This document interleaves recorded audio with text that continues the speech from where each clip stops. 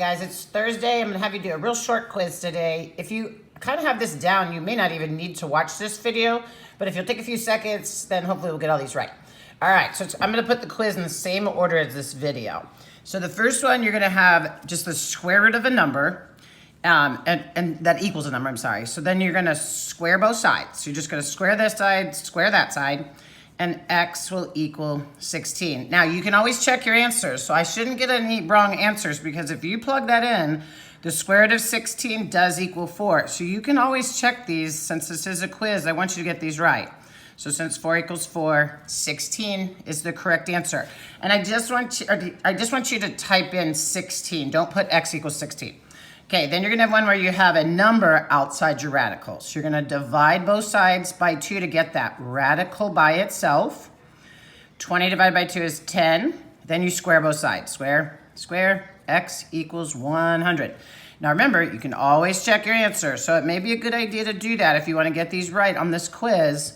And the square root of 100 is 10. So 2 times 10 does equal 20.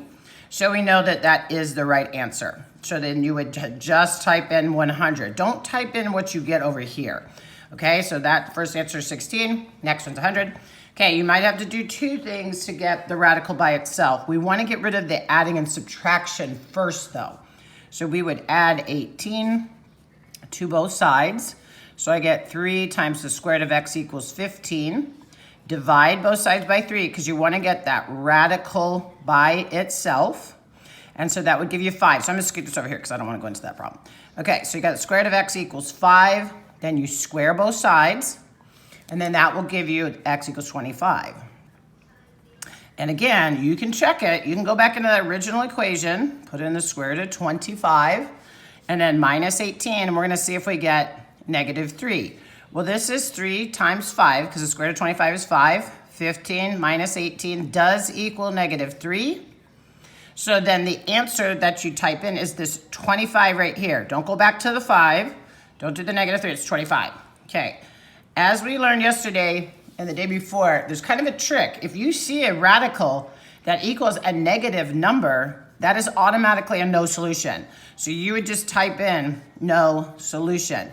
Now, you could solve it if you wanted to. If I square this side and I square that side, I get x equals 9. But the reason that the answer is not 9 is because the square root of 9 actually equals positive 3, not negative 3. So then that's no solution, okay? So again, if a radical equals a negative, you can kind of stop and pull out early and just say, I'm done, I can't do any farther. Okay, so right here, we're gonna do minus 12, just like we did on that problem up here.